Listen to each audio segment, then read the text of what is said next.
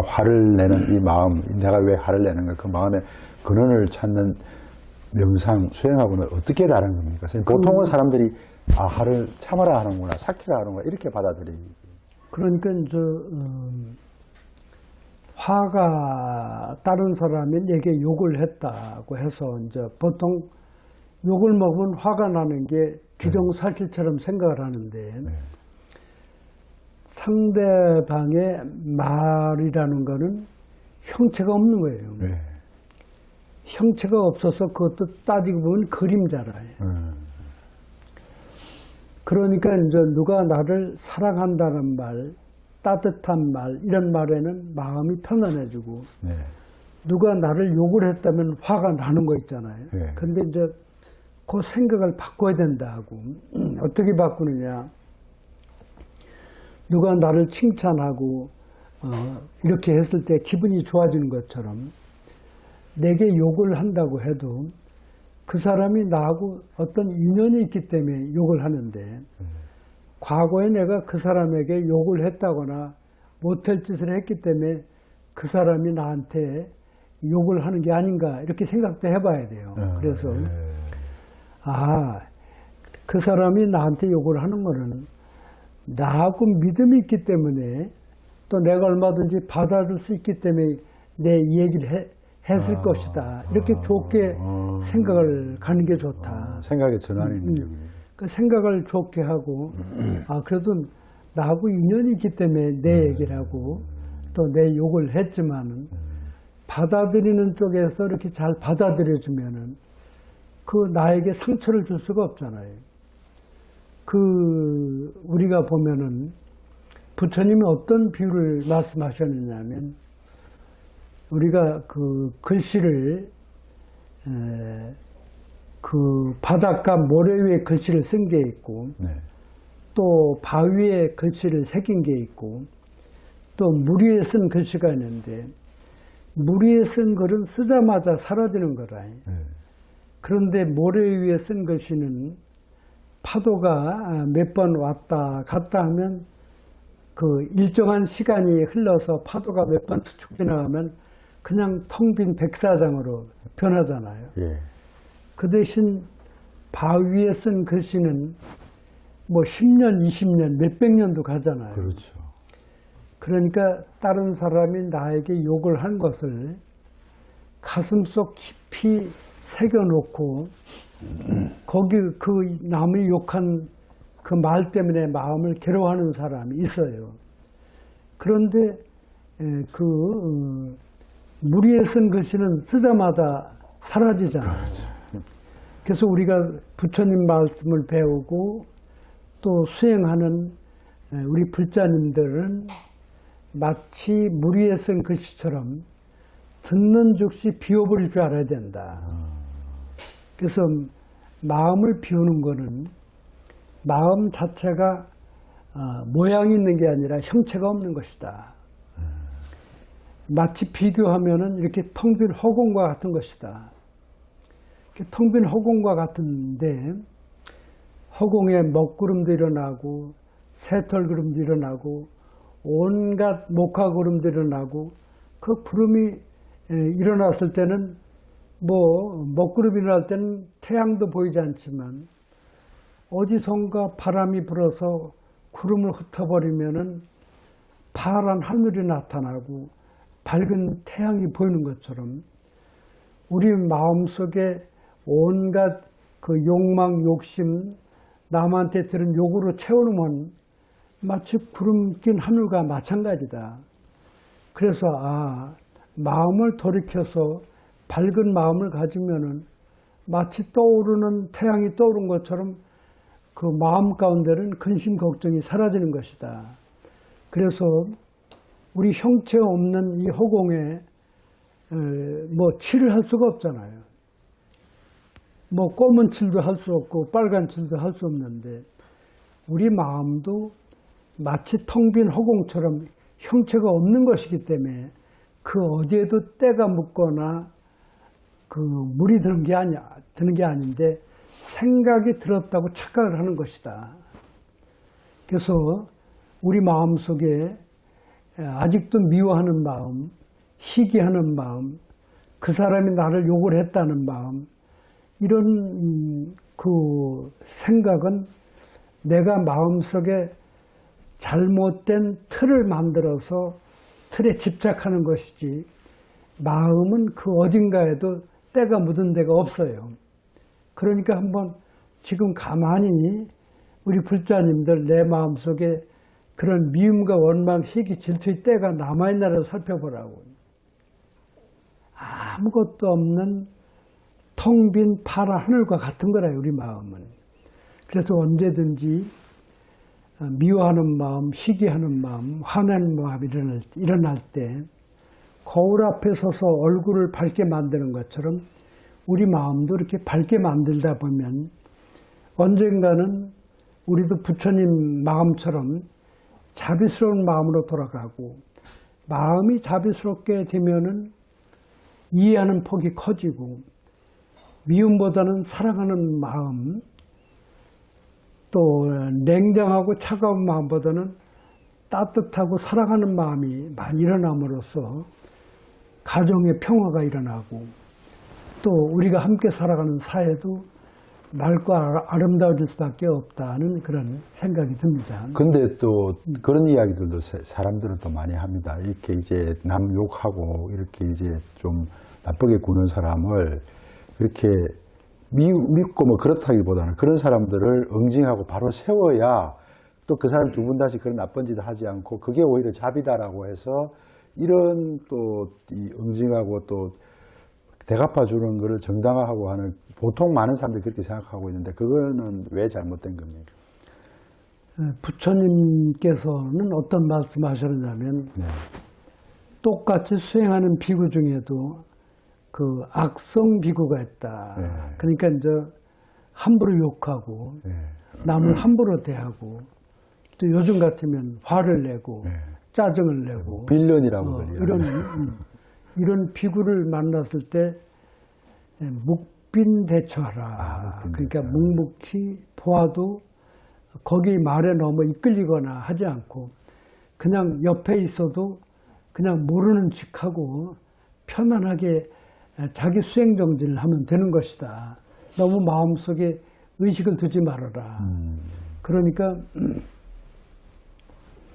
나를 화나게 하는 사람, 또 나를 밉다고 하는 사람도 우리가 그 사랑하는 눈빛으로 왜 바라봐야 되냐면, 그 사람 마음속에 일시적으로 화를 내고 미워한다고 하지만은 그 사람 마음이나 나의 마음의 근원은 똑같이 구름 벗어진 파란 하늘과 같은 것이다. 그런데 아까 얘기했듯이 판단력이 아까 좀 부족하다거나, 화내는 습관을 가지고 있다거나, 남을 미워하는 습관만 가지고 있을 뿐이지 그 다른 것은 있는 것은 아니다. 그래서 부처님께서는 심지어는 부처님 이마에 침을 뱉었을 때 아란존자가 막 화를 냈는데, 부처님께서 이건 뭐 닦으면 되지 않느냐, 화내지 마라. 과거 생에 내가 언젠가 그 사람에게 못한 일을 한 게 있기 때문에 아마 그 사람이 나에게 침을 뱉지 않았겠느냐. 우리 마음은 조금 더 흔들릴 필요도 없고 흔들려서도 안 되고, 그것은 닦아버리면 되는 것이지, 내 화를 내면은 아직도 내 마음속에 그 들끓는 마음이 있으면은 수행자로서 올바른 일이 아니더라고 일깨워 주듯이, 어떤 상황 속에서도 여유로운 마음, 근본 내 마음은 때묻지 않는 허공과 같고 파란 하늘과 같기 때문에 생각을 어떻게 하느냐에 따라서 고통도 오고 즐거움도 오는 것인데, 이왕이면은 즐거운 마음을 갖고 이해하는 마음을 갖고 마음의 폭을 넓히자. 그러면은 그것도 다 받아들일 수 있는 것이다 하고.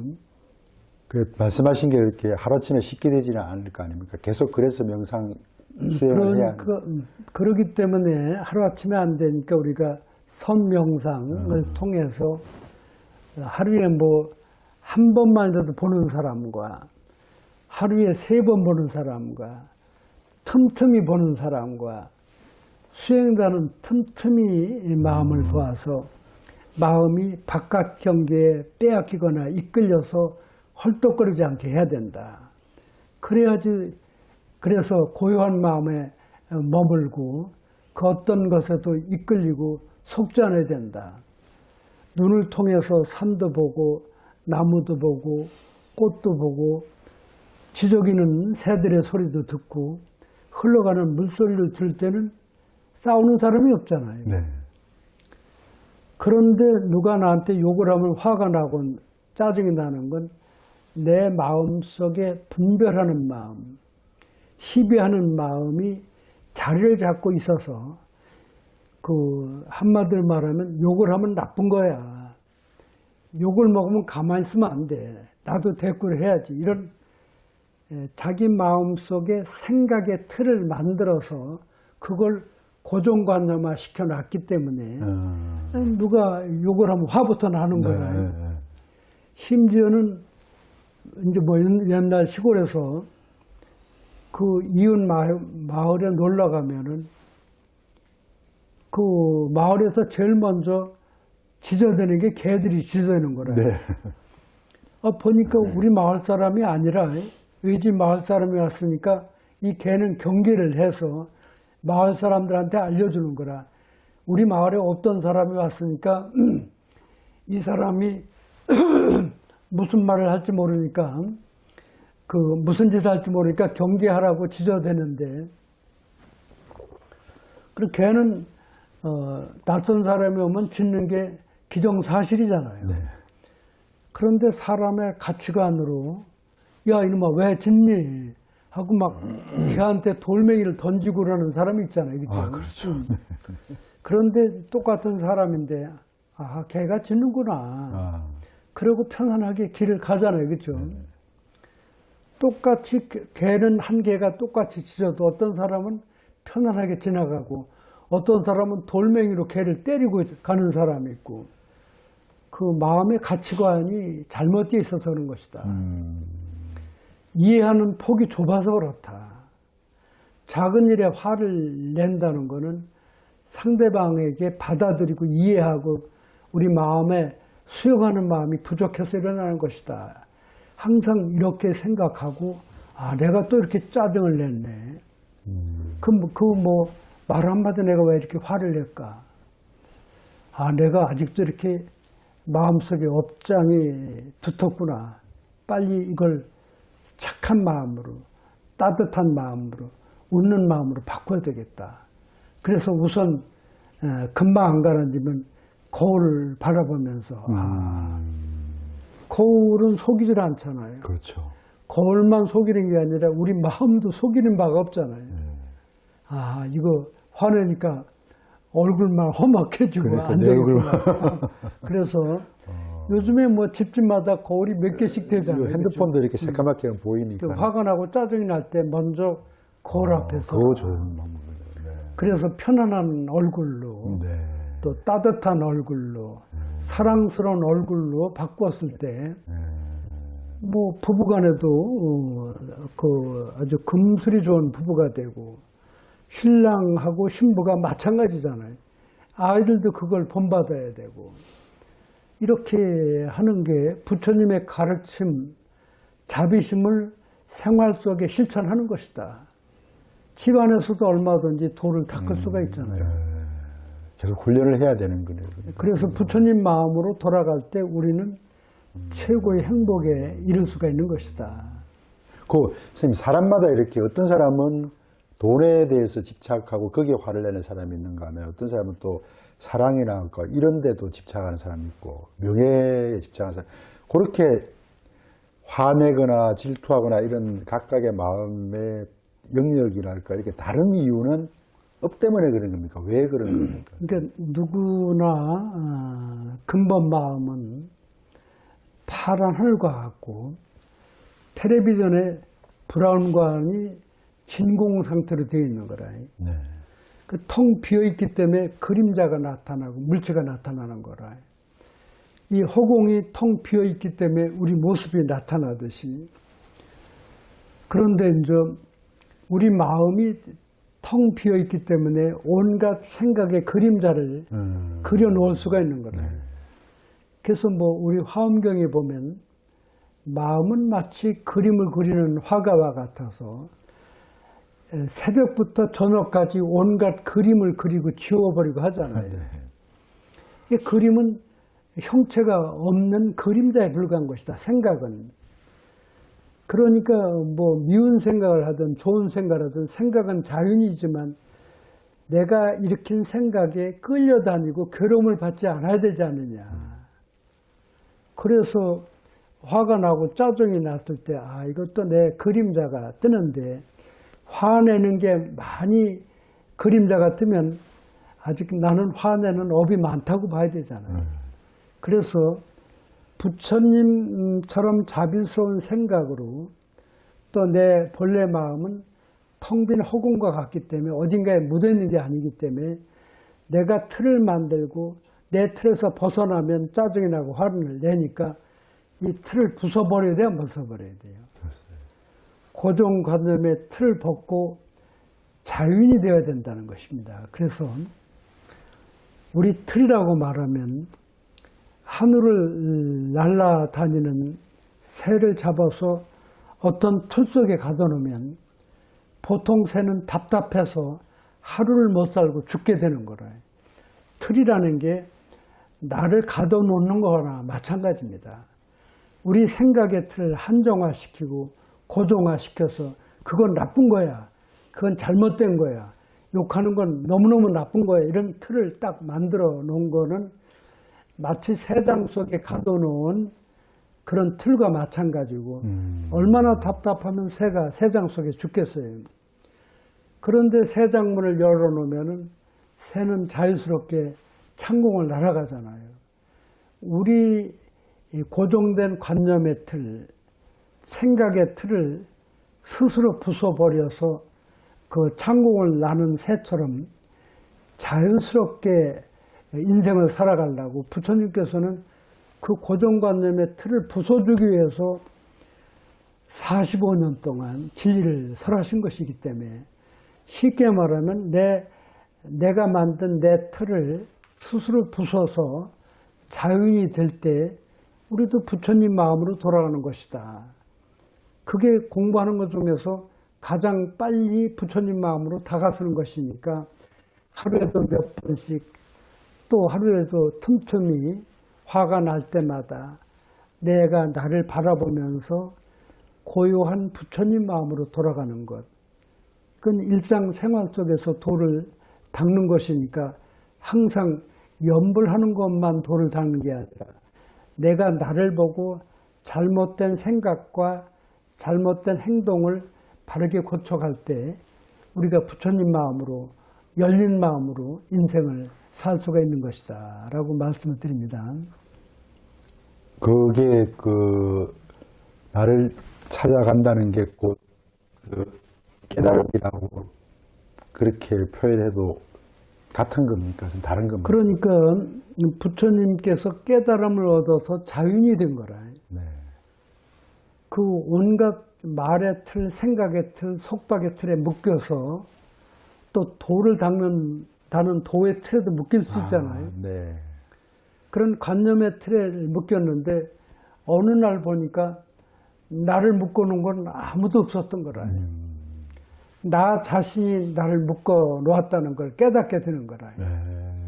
본래부터 나는 자유인이었고 네. 또 그 어느 틀에도 묶이지 않는 자유인이었는데 생각의 틀, 관념의 틀에 묶여서 이런 중생이라는 이런 가식의 틀에 묶여 있는데 그 틀을 부숴서 그러니까 이제 음력 12월 8일 새벽 별빛을 보는 순간에 그 나를 묶은 틀에서 벗어나와 자유인이 되신 거잖아요.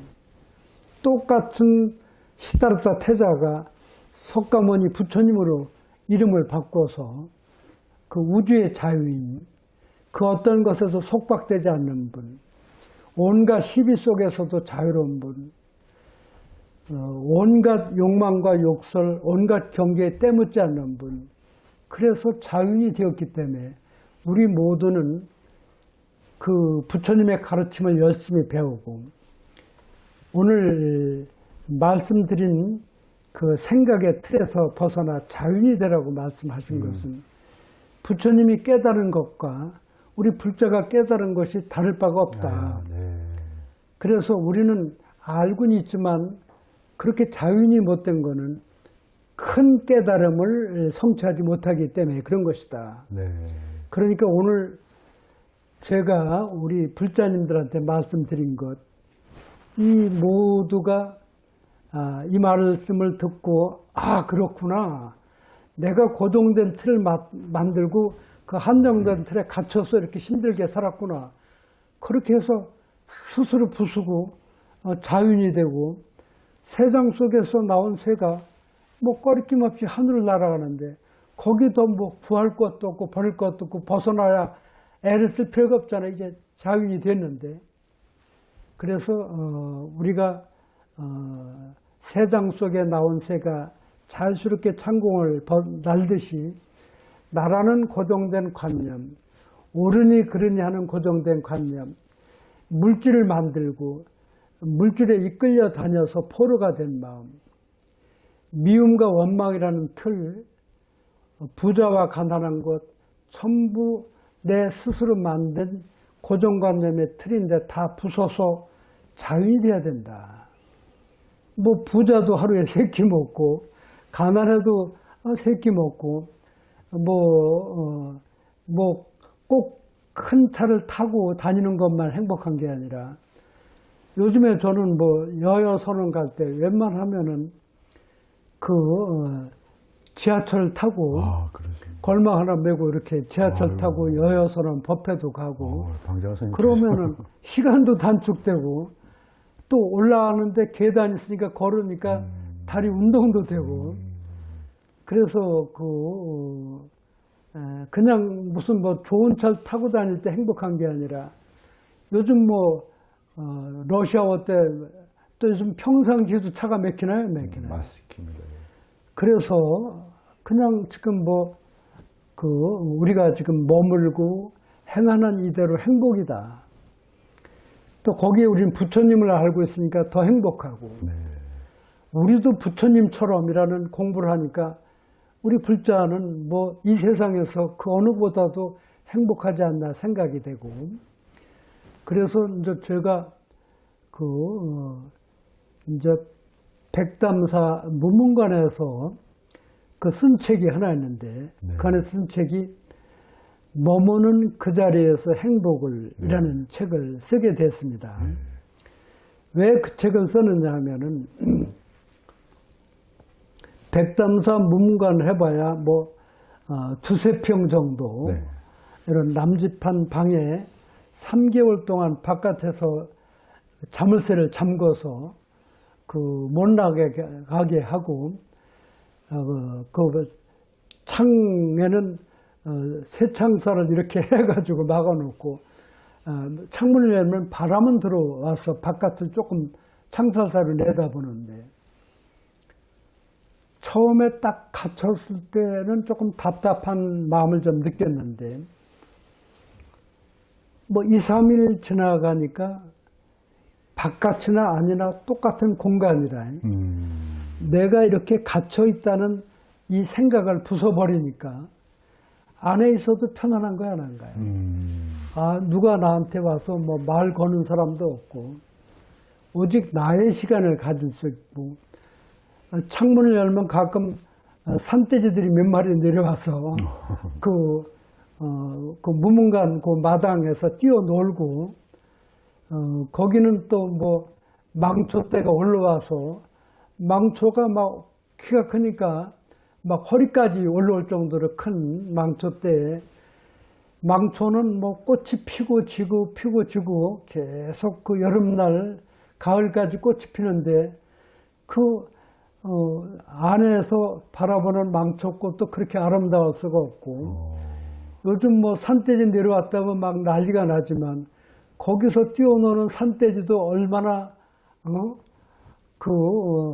아주 뭐 가식도 없이 막 뛰어노는 모습을 보고 행복해하고 가끔 그 산에 있는 콩새라고 조그만 새가 그 뭐 이렇게 빵 쪼가리나 아니면 뭐 그 해바라기 씨 같은 거는 씨를 내놓으면 아주 와서 손바닥에 앉아서 물고 가고 그래서 정말 어떠한 장소가 중요한 게 아니라 어떠한 장소에 있어도 마음이 넉넉하고 편안하고 구름 벗어진 파란 하늘처럼 맑고 청정하게 산다면 머무는 그대로가 행복이고 기쁨이고 아름다움이다.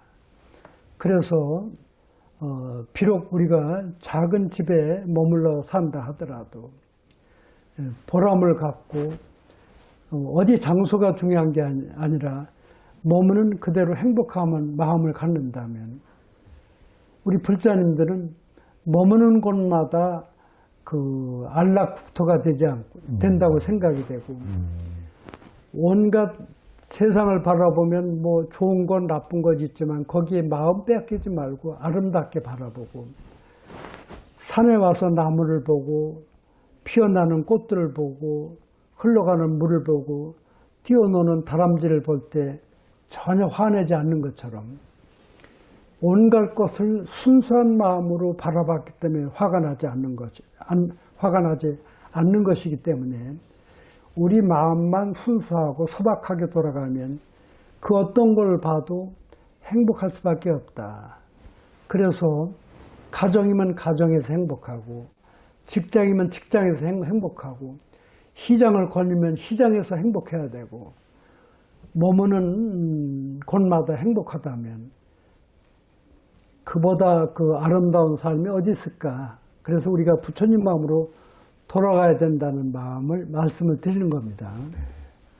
감사합니다. 우리 그래서 방장선생님께서는 늘 평안하고 자비롭고 인자이고 오늘 좋은 말씀 감사합니다. 네, 감사합니다. 네.